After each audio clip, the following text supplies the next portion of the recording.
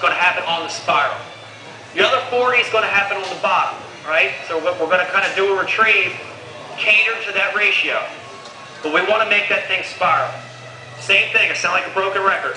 We want to let this bait fall on a semi-slack line. We cast it out toward that cover. We don't want to let it fall on a tight line, because if we do, it goes, ow. We don't want to let it fall on a slack line.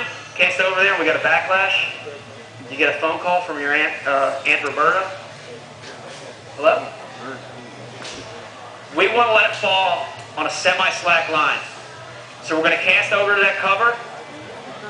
We're going to keep that sling bone line. Oh gosh. Oh gosh. That's exactly what happened to me in the last turn. We're going to let it fall on a semi-slack line.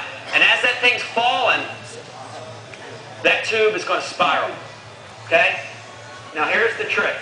Here's the trick of the day. You ready for this? We can control the rate of spiral in that tube. We can make this thing spiral tight, spiral mid-depth, you know, a mid-circle, or we can make this thing do giant circles. Not by changing the bait, not by changing the hook, but by doing what? Who knows? There you go. That's right. Okay? So here it goes. When you push that tube head in, right? We wet that thing. We stuck it in the body of the tube. When you push that tube head all the way to the top of that tube, to where you can't push it up any further. Look at that. Push it in. I push it all the way to the top, to where it's almost busting out of the top, right? Look at that. You see what I'm saying? Okay. See what I'm saying? Look at that. It's all the way up to the top.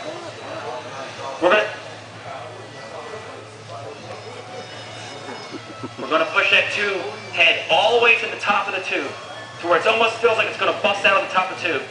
And then we push our eyelet out. That's going to create a tight spiral, right? Untie it. Pull it back out a little bit. Let's back it out about 3/4 of an inch now and push it out. Our spiral is going to get a little wider. Let's push it back in, break it off, push it back in. Let's go halfway down the body now and push it out. Look, big old flimsy head there now, right? Now the spiral gets really wide. So we're controlling the rate of spiral just depending on where that eyelet pops out. Why would we want to do that? Why would we want to control the rate of spiral? That's a great answer. Depending on what he basically said is depending on the mood of the fish, right? And we're going to use the same theory. The same we do with crankbait fishing, right? When the water's super cold, water's in the 40s, the metabolism of the bass is super low, he's not really feeding, he's kind of not, you know, it's real low and he's not really wanting to do anything. What kind of wobble crankbait do we want? Tight wobble, right? Everybody knows that. We want a little shad wrap, tight wobble. What about water's super warm? Water's hot, it's like 80, 90 degrees, the bass are wired, their metabolism's super high. What kind of wobble do we want now? Wide, right? Same thing with this tube.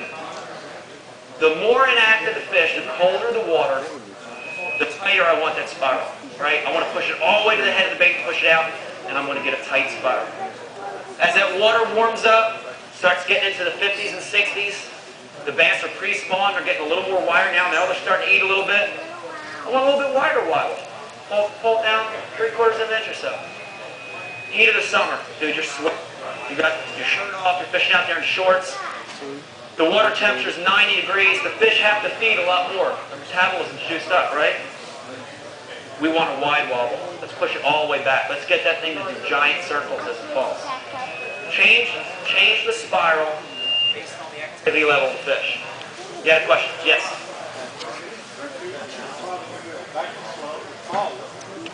Say that again. The question was, the further you move it back, the slower the fall. A little bit. But you know, what's going to control that more is the weight of the head. I'm glad you brought that up. It's the weight of the head. So I carry, look at these jig heads here. I carry a lot. I carry from a 1/16 of an ounce all the way up to 3/4 ounce tube head. That sounds ridiculous. It's like, even in tungsten, the thing looks like that. It looks like a giant egg, you know? And here's the reason I carry those different heads. First thing is how I pick weight on any of this stuff. We talked about a lot of stuff today. We talked about shaky head, all these techniques. As a rule of thumb, I pick the weight that's heavy enough to maintain bottom contact.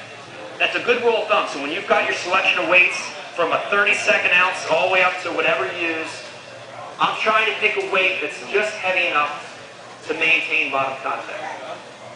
But then the other thing that we need to think about, what you mentioned, is the rate of fall, which is important, right? Fish are going to feed for two different reasons, right?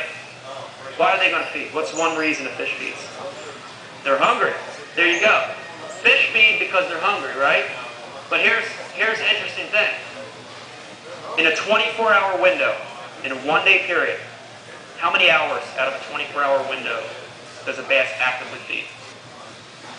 Out of hunger. How many hours in a 24-hour window does a bass feed out of hunger? An hour? Anybody else? 20 minutes? Oh, wait, Bill. 2 hours?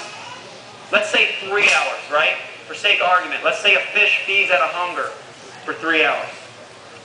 Well, you know what happens, right? I'm going to tell you what happens. Here's what happens. You got a tournament on Saturday. You got a derby on Saturday. You're stoked, man. You're so excited. You can't wait to get out there. You know you're going to kill them. You go out to dinner with your parents the night before. You go to a really nice Mexican restaurant. You wake up Saturday morning. You're getting ready to walk out and get into the boat. And all of a sudden, backstep. You got to go back in and take care of your business. You finally get in the truck. You and your partner head down. You get to the boat ramp. And you're excited. You can't wait to put in. God, the sun's just coming up. It's going to be perfect. You get there, and right there at the ramp is your friend, the jackknife jet skier. There he goes. Can't put the thing in the water. Come on, man. Finally, 20 minutes, an hour, 20 minutes later, you get the boat in. You run all the way up to that spot that you know they're going to be. Now by this time the sun's up. You get there and you start flinging away. No bites. Why'd that happen?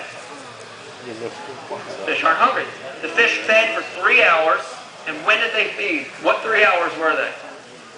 In the morning, before the sun came up. What else? While you're doing your business? In the evening, as the sun's gone down. And in the summer, all night long, brother. They eat all night long. So, but they do feed out of hunger. When they're feeding out of hunger, I really like those lighter tube heads, right? The lighter heads that create that slower fall. Because they're looking at it kind of real natural. You know, kind of that dying shad. Especially smallmouth. They're sight feeders, right? They see that thing spiraling down, come up and suck it up. But what about the other 21 hours when they're not feeding by hunger? How can we get those fish to bite? Reaction, right? That's the other way, is a reactionary strike. So even when that fish isn't hungry, we can get that fish to feed out of a reaction. Somewhere deep down in that fish, he has an instinct that if he sees something, and he knows he's just got a split second to make a decision whether to eat or not eat, and it looks real, it looks like a minnow, it looks like a shad, everything's right, his instinct's going to make him eat it, right? Right? Watch this. You ready for this? Watch this. Right? Did you? Fish ain't got hands. You didn't know I was going to do that, right? We didn't set that up? Okay. And he caught it. I mean, right? You throw it up. Your instinct is to grab it. Fish has that same kind of instinct.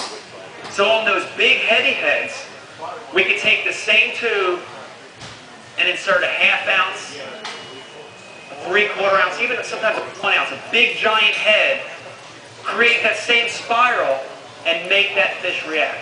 Cause that fish to react. How many people have heard of the technique called stroking a jig? Raise their hand. It's a great technique. Gosh, Kentucky Barkley Lake, ledge lakes, it's unbelievable. You know, in that technique of stroking a jig, you throw that jig out there. It's a 3/4, it's a 1 ounce football head. It's sinking a million miles an hour. Boom, hits the bottom. You work it down the ledge. There's that inactive fish. He's sitting down there. He don't want to eat. He ate for the 3 hours before the sun came up, so he's just sitting down there. He's sulking. Nah, not eating, dude. Sitting here, chilling. All of a sudden, this 3/4 ounce jig comes by. He sees it coming. It's getting closer. And his instinct, somewhere deep down in that fish, he's like, wait a minute. That looks just like a crawfish. It's getting closer, it's getting closer. And as it gets right next to that fish, he doesn't want to eat, he's not hungry. But the jig comes up, and it's whooshing down, he sees it, it's the right shape, it's the right color, it's the right size. Whack! And he bites it. Bites out of instinct. We can do that same thing with a tube jig that we do with that big football jig and stroke it, right? Do it a lot on smallmouth lakes. Same thing though, we can take that bait, we can let it spiral down super fast, boom, hits the bottom. Once it hits the bottom, we're going to use our rod tip, we're going to rip it up. We can make that fish bite. So carry a lot of different weights in your box. Okay, let's keep going.